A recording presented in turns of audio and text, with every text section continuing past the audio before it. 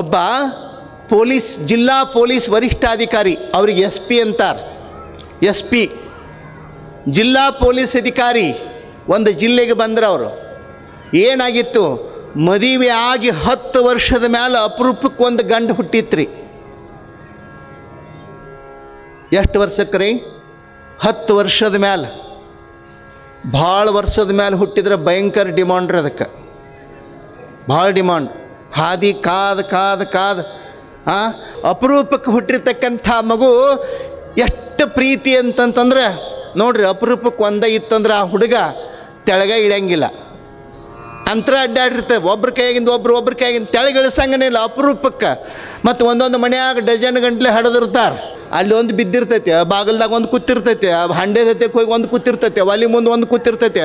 ಒಟ್ಟು ಎಲ್ಲಿ ನೋಡ್ತೀರಿ ನೋಡ್ರಿ, ಒಂದು ಸಣ್ಣದ ಅಂಗನವಾಡಿ ಸಾಲ ಆದಂಗೆ ಆಗಿರ್ತೈತೆ ಒಬ್ಬೊಬ್ಬರ ಮನ್ಯಾಗ. ಅವ್ರನ್ನ ಯಾರು ಎತ್ಕೊಳ್ಳವ್ರಿ? ಅಷ್ಟಿದ್ದಾಗ ಯಾರು ಎತ್ಕೋಬೇಕು? ಭಾಳ ಅಪರೂಪಕ್ಕಿತ್ತು ಅಂತಂದ್ರೆ ಎಲ್ಲರೂ ತೆಳಗೆ ಇಳಿಸಂಗಿಲ್ಲ, ನಮ್ಮಪ್ಪ ನಮ್ಮವ್ವ, ಅದು ಅಂತರ ತಿರುಗ್ತಿರ್ತೈತೆ. ಅದು ಅಷ್ಟು ಪ್ರೀತಿಲೇ ಕಾಳಜಿಲೇ ಬೆಳೆಸ್ತಿದ್ರು. ಅಪರೂಪದ ಮಗು ಅಂತಂದಾಗ ವಿಶೇಷ ಆರೈಕೆ, ವಿಶೇಷ ಕಾಳಜಿ, ಆ ರೀತಿ ಒಳಗೆ ಹಂಗಿತ್ತು ವ್ಯವಸ್ಥೆ. ಹಂಗಿರುವಾಗ ಏನಾಗ್ತದೆ ಅಲ್ಲಿ ಒಂದು ಮಜಾ ಹೇಳ್ತೀನಿ ನಿಮಗೆ.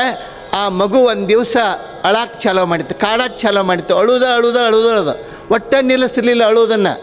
ಅವಾಗ ಸಮಸ್ಯೆ ಆತ, ತಾಯಿಗೆ ಏನು ಮಾಡಬೇಕು? ಈ ಹುಡುಗ ಸಮಾಧಾನ ಮಾಡಬೇಕು ಅಂದರೆ ಗಂಡು ಮಕ್ಳ ಕೈಯಾಗ ಸಮಾಧಾನ ಆಗೋದಿಲ್ಲ, ಸರಿ, ಹೆಣ್ಮಕ್ಳ ಕೈಯಾಗ ಸಮಾಧಾನ ಆಗಲಿಲ್ಲ ಅಂದರೆ ಏನು ಮಾಡೋದು?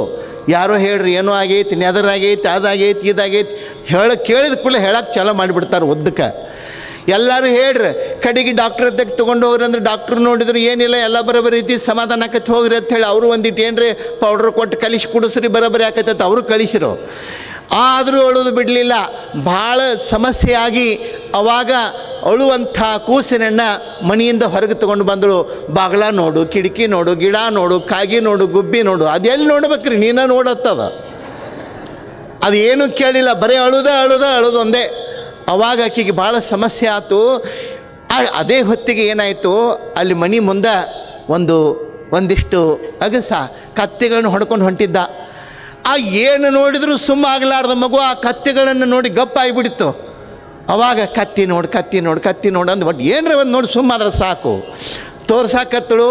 ಆ ಕತ್ತಿ ನೋಡಿ ಭಾಳ ಖುಷಿ ಆಯಿತು ಮಗುವಿಗೆ. ನಗಾಕ್ಕೆ ಚಾಲೋ ಮಾಡಿ ನಗದ ಚಪ್ಪಾಳಿ ಹೊಡೆದು ನಗಾಕತ್ತು.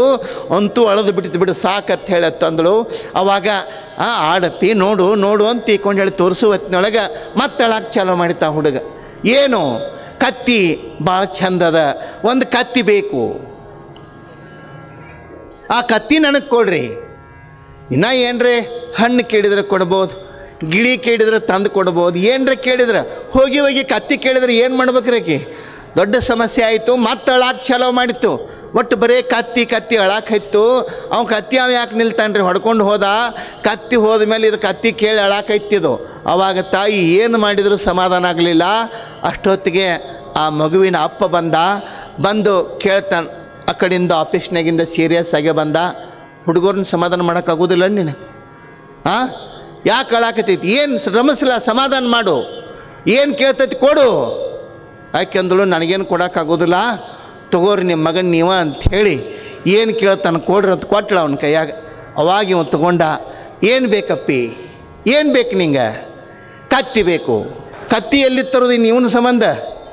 ಒಟ್ಟ ಸಮಾಧಾನ ಆಗಲಿಲ್ಲ. ಹೊತ್ತು ಮುನಗಾಕೆ ಬಂತು. ಅವಾಗ ಹೆಂಗೆ ಮಾಡೋದು? ಇಬ್ಬರು ಕೂಡ ವಿಚಾರ ಮಾಡಕತ್ರು. ಆಕೆ ಹೇಳು, ಒಂದು ಐಡಿಯಾ ಕೊಡ್ತೀನಿ ನಾನು, ನಿಮಗೆ ಬೇಕಾತು ಒಪ್ಕೋರಿ, ಸಾಕಾತು ಬಿಡ್ರಿ ಅಂತಂದಳಕ್ಕೆ. ಏನು ಇಟೋತ್ನಾಗ ಹೋಗಿ ಕತ್ತಿ ಎಲ್ಲಿ ತರೋದು? ಅದಕ್ಕೆ ಕತ್ತಿ ತರೋದು ಬೇಡ, ನೀವೇ ಯಾಕೆ ಕತ್ತಿ ಆಗಬಾರ್ದು? ಅವಂದ ಅದ್ರದ್ದು ತಲೆ ಕೆಟ್ಟಿಲ್ಲ, ನಿಂದು ತಲೆ ಕೆಟ್ಟತೆ ಅಂದ.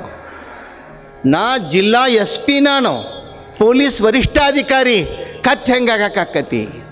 ಆಕೆ ಅಂದಳು, ನೀವೇನು ಕರೆ ಕತ್ತಿ ಆಗೋದೈತೆ? ಆ ಕೂಸಿನ ಸಂಬಂಧ ಕತ್ತಿ ಹಂಗೆ ಆಗ್ರಿ, ಬಾಗಿಲ ಹಾಕ್ತೀನಿ, ಕಿಟಕಿ ಹಾಕ್ತೀನಿ, ಯಾರು ನೋಡೋದಿಲ್ಲ, ಆಗ್ರಿ ಕತ್ತಿ ಅಂತಂದಳೆ.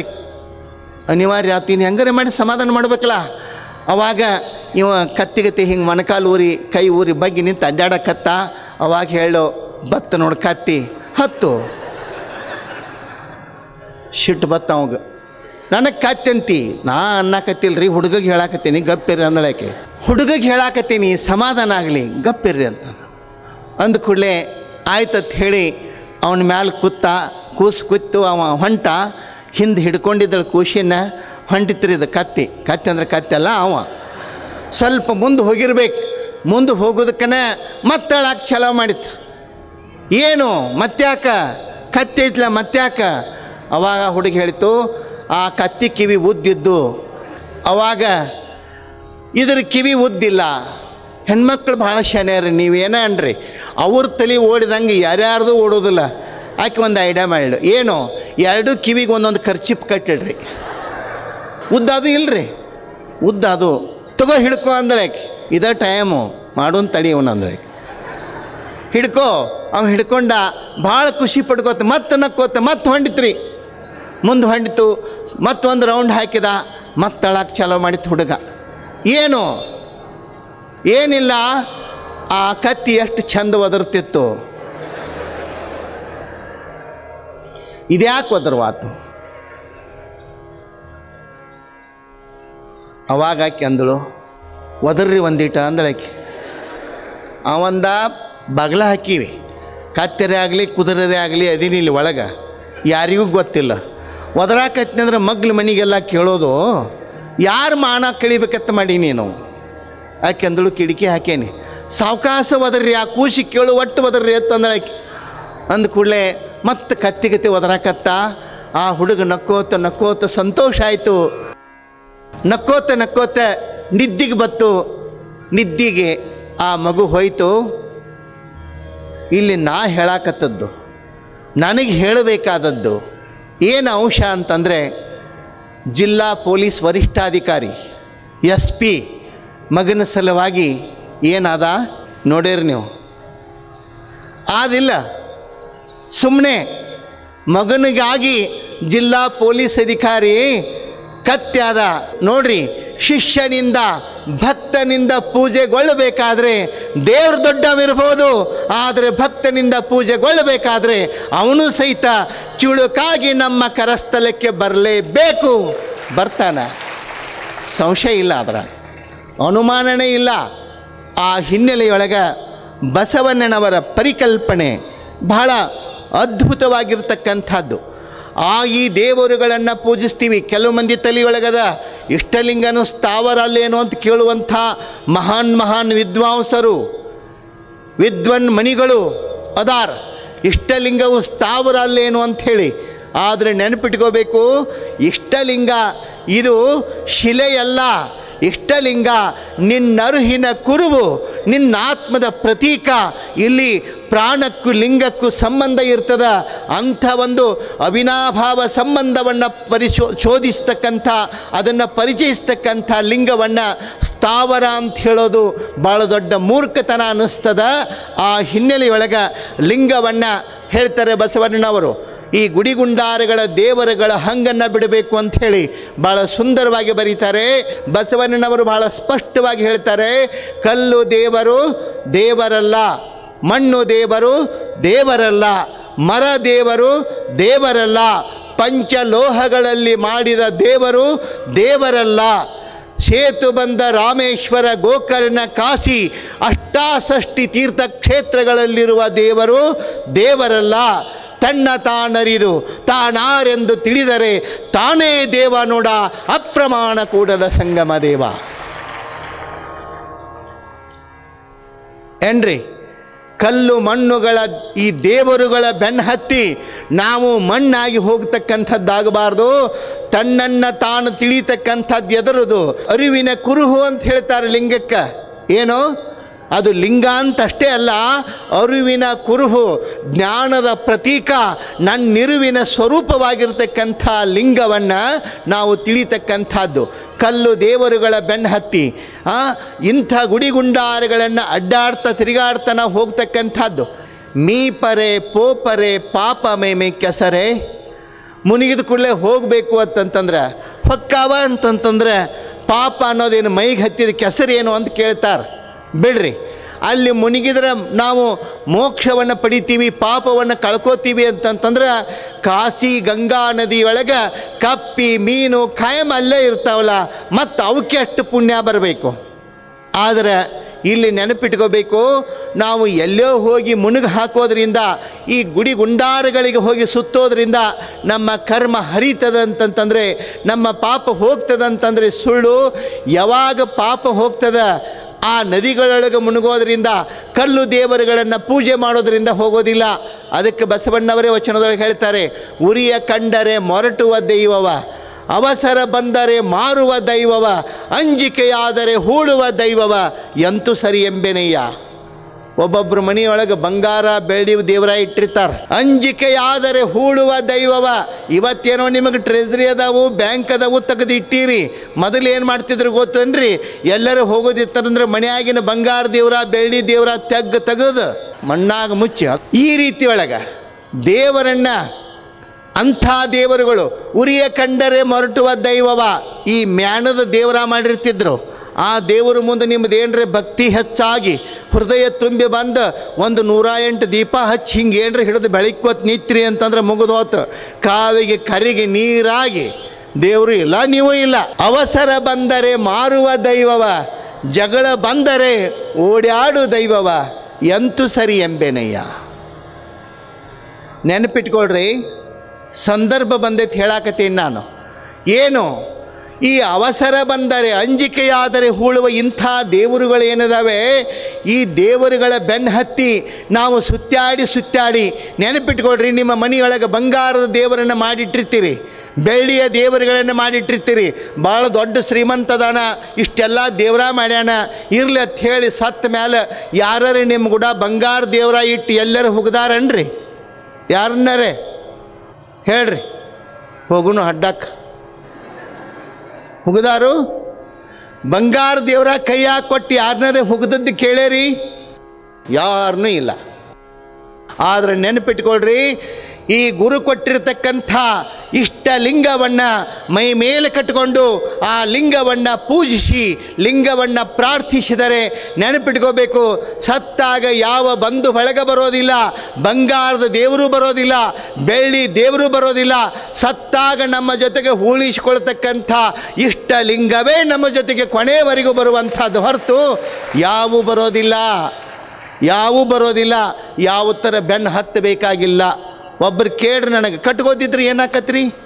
ಒಳಗೆ ದೇವ್ರದಾನ ಅಂತಿರ್ಲ, ಒಳಗೆ ದೇವ್ರದಾನ ಮತ್ತು ಹೊರಗೆ ಯಾಕೆ ಕಟ್ಕೋಬೇಕು?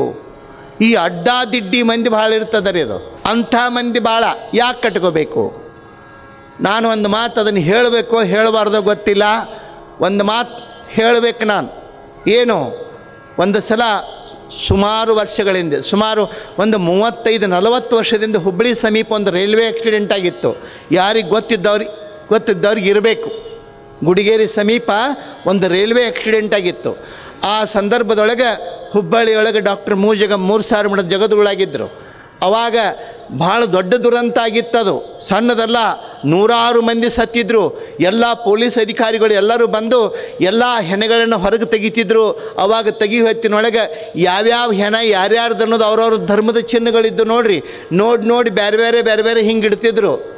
ಇದು ಇಂಥವ್ರದ್ದು, ಇದು ಮುಸ್ಲಿಮ್ರದ್ದು, ಇದು ಇವ್ರದ್ದು, ಹಿಂಗೆ ಗೊತ್ತಾಕಿತ್ತು ತೆಗೆದು ಇಡ್ತಿದ್ರು. ಇವು ಏನೂ ಇರಲಾರ್ದು ಇದ್ದು ಅಲ್ರಿ, ಸ್ವಚ್ಛ ಜಳ ಕೊಳ್ಳಾಗೂ ಇಲ್ಲ, ಕೈಯಾಗೂ ಇಲ್ಲ, ಎಲ್ಲಿಯೂ ಇಲ್ಲ. ಇವೇನಿದ್ದು ಇವು ಯಾರು ಅನ್ನೋದು ಗೊತ್ತಾಗಿತ್ತು. ಅವಾಗ ಅವ್ರು ಕನ್ಫ್ಯೂಸ್ ಮಾಡ್ಕೊಂಡು ಇದನ್ನು ಮಾಡೋತ್ನೊಳಗೆ ನಾನು ಸಣ್ಣವಿದ್ದೆ, ನನ್ನ ಕಡೆ ನೋಡಿದರು. ಅವಾಗ ಗುರುಗಳು ಇದ್ದರು.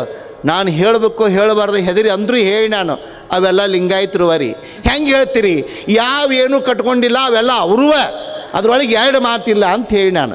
ಅವತ್ತಿನಿಂದ ನಾ ಎಲ್ಲೇ ಪ್ರವಚನಕ್ಕೆ ಹೋಗಲಿ ಒಂದು ಮಾತು ಹೇಳ್ತೀನಿ. ಏನು, ಕೆಲವು ಮಂದಿ ಹೇಳ್ತಾರೆ ಲಿಂಗ ಕಟ್ಕೋರಿ ಅಂದ್ಕೊಳ್ಳಿ. ನನಗೊಬ್ರು ಹೇಳ್ರು, ಭಾಳ ಪ್ರೀತಿ ನನಗವ, ಲಿಂಗ ಕಟ್ಕೋರಿ ಅಜ್ಜಾರ ನೀವು ಹೇಳ್ತೀರ ಅಂದಮೇಲೆ ಕಟ್ಕೋಬೇಕು ಅನ್ನಿಸ್ತತಿ. ಖರೆ ಎಲ್ಲೆಲ್ಲೆಲ್ಲೆಲ್ಲೆಲ್ಲ ಹೊಕ್ಕಿರ್ತೀವಿ, ಅದನ್ನು ಸುಮ್ಮನೆ ಯಾಕೆ ಕಟ್ಕೊಳ್ಳೋದು? ಎಲ್ಲೆಲ್ಲೆಲ್ಲ ಹೊಕ್ಕಿರ್ತೀವಿ ಅದನ್ನು ಕಟ್ಕೊಂಡು ಅದಕ್ಕೆ ಇದಾಗೋದಿಲ್ಲನ್ರಿ. ಈ ದನಗಳ ಕೊಳಗೆ ಗುದ್ದಿ ಯಾಕೆ ಕಟ್ತಾರೆ? ಆ ಕಡೆ ಈ ಕಡೆ ಓಡಾಡಬಾರ್ದತ್ತ ಗುದ್ದಿ ಕಟ್ತಾರೆ. ನಾವು ಲಿಂಗ ಯಾಕೆ ಕಟ್ತೀವಿ ಅಂದರೆ ಆ ಕಡೆ ಈ ಕಡೆ ಹೋಗಬೇಡ್ರಿ, ಈ ಕಡೆ ಸರಿಯಾದ ಹಾದಿಯೊಳಗನೆ ಇದು ಹೋಗಲಿ ಅಂಥೇಳಿ ಇದಕ್ಕೆ ಕಟ್ಟೋದು. ಏನ್ರಿ? ಆ ಕಾರಣಕ್ಕೆ ಆ ಕಡೆ ಈ ಕಡೆ ಹೋಗ್ಲಾರ್ದಂಗಿರಲಿ ಅಂತ ಕಟ್ಟೋದು. ಅದಕ್ಕೆ ಒಂದ ನೀವು ಹೇಳ್ತೀರಂದ್ಮೇಲೆ ಕಟ್ಕೋಬೋದ್ರಿ. ಅದ್ರದ್ದು ಏನು 3 ಹೊತ್ತು ಪೂಜಾ, ಅದ್ರದ್ದು ಏನೇನೋ ನಿಯಮ ನಿತ್ಯ ಭಾಳ ಹೇಳ್ತಾರೆ ರೀ. ಅದಕ್ಕೆ ಹೆದರಿಕೆ ಬರ್ತೈತೆ ನಮಗೆ. ಉಳ್ಕಿದವ್ರು ಯಾರು ಬೇಕಾದವ್ರು ಏನು ಬೇಕಾದ್ದು ಹೇಳುವಾರ ಯಾಕೆ? ತಮಗೆ ತಿಳಿದದ್ದು ಹೇಳುವಾರ ಯಾಕೆ? ಏನು, ನಾನೊಂದು ಮಾತು ಹೇಳ್ತೀನಿ, 3 ಹೊತ್ತು ಪೂಜಾ ಮಾಡಬೇಕು, 6 ಹೊತ್ತು ಪೂಜಾ ಮಾಡಬೇಕು, ಅದನ್ನು ಮಾಡಬೇಕು, ಇದನ್ನು ಮಾಡಬೇಕು, ಈ ಗೊಂದಲಗಳು ಒತ್ತಟ್ಟಿಗಿರಲಿ. ಆದ್ರೆ ಒಂದು ಮಾತನ್ನು ಹೇಳೋಕೆ ಇಷ್ಟಪಡ್ತೀನಿ, ನೀವು ಪೂಜಾ ಮಾಡಬೇಡ್ರಿ, ಅದಕ್ಕೆ ನೀರು ಹಾಕಬೇಡ್ರಿ. ಮತ್ತು ಹೆಂಗೆ ರೀ? ನಮ್ಮ ದೇವ್ರು ಭಾಳ ಚಲೋ ಐತಿ. ಹೆಂಗೆ? ಈಗ ಮಳೆ ಆಗಾಕತ್ತೈತಿಲ್ರಿ, ಮಳೆ ಆಗಿ ಸಿಕ್ಕಿರಿ ಅಂದ್ರೆ ತೋಷಿಗೋತಿರಲಿಲ್ಲ, ತೋಷಿಕೊಂಡ್ರಿ ಅಂದ್ರೆ ಲಿಂಗದ ಮೇಲೆ ನೀರು ಬೀಳ್ತಾವಿಲ್ರಿ. ಅವಾಗ ಅವನು ನಮ್ಮ ದೇವ್ರಂತಾನ ನನಗೆ ಅಭಿಷೇಕ ಆತು, ಅಭಿಷೇಕ ಆತು. ಇಲ್ಲಿ ಬಂದ ಮೇಲೆ ವಿಭೂತಿ ಹಚ್ಕೋತಿರ್ತೀರಿ, ಅವನ ಮೇಲೂ ಒಂದಿಟ್ಟು ಉದುರು ಬೀಳ್ತದ, ನನ್ನ ಭಕ್ತ ನನಗೆ ಭಸ್ಮ ಹಚ್ಚಿದ ಅಂತ ಸಂತೋಷ ಪಡ್ತಾನೆ. ಇದೆಲ್ಲ ಪ್ರವಚನ ಕೇಳ್ತೀರಿ, ಇದೆಲ್ಲ ಮುಗಿದ ಮೇಲೆ ಅಲ್ಲಿ ಹೋಗಿ ಪ್ರಸಾದಕ್ಕೆ ನಿಲ್ತೀರಿ. ಪ್ರಸಾದವನ್ನು ತೊಗೊಂಡು ಕೈಯೊಳಗೆ ತೊಗೊಂಡು ಪ್ರಸಾದವನ್ನು ಹಿಂಗೆ ಒಯ್ತೀರಿ, ಹೌದಿಲ್ರಿ? ಇದು ಜಕಾತಿನ ಆಕಾರ. ಇದು ಹಿಂಗೆ ಒಯ್ಯುವತ್ನೊಳಗೆ ಅವ ಅಂತಾನ, ನನಗೆ ನೈವೇದ್ಯ ಹಿಡದ ದೇವ್ರದಾನ ಅಂಥೇಳಿ ನೀವು ಹಿಂಗೆ ಹಾಸಿ ಹಿಂಗೇನು ಒಯ್ತೀರ ತೋತೀನಿ, ಹಿಂಗೆ ಏನಿಲ್ಲಲ್ಲ. ಅವಂತಾನ ನನಗೆ ನೈವೇದ್ಯ ತೋರಿಸಿದ. ಇಷ್ಟು ಶಾಣೆ ಅದಾನ್ರಿ ದೇವ್ರ. ಇದನ್ನು ನಾ ಹೇಳಾಕತ್ತೀನಂತ ತಿಳ್ಕೊಬೇಡ್ರಿ, ಇದು ನನ್ನ ಸ್ವಂತದ್ದಂತ ಯಾರೂ ಭಾವಿಸ್ಕೋಬೇಡ್ರಿ.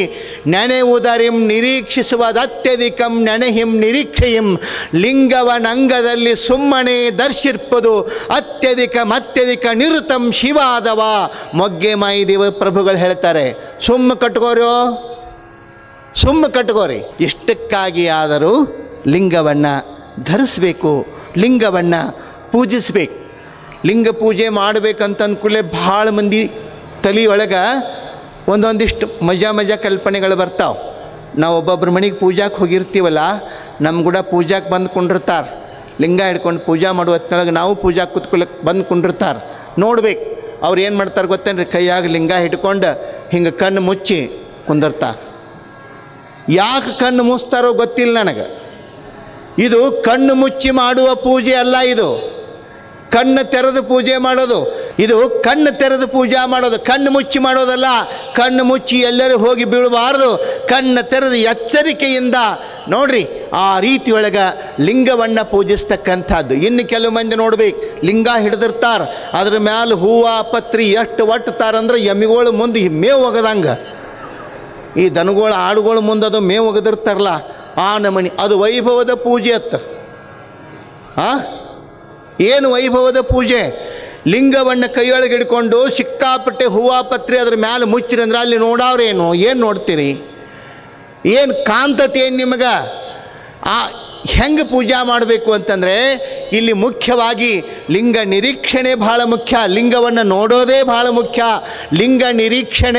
ಲಿಂಗ ನಿರೀಕ್ಷಣೆಯೊಂದಿಗೆ ನಮ್ಮದು ಆಧ್ಯಾತ್ಮ ಸಾಧನೆ, ಶಿವಯೋಗ ಸಾಧನೆ ಅಂತಂದರೆ ಏನು?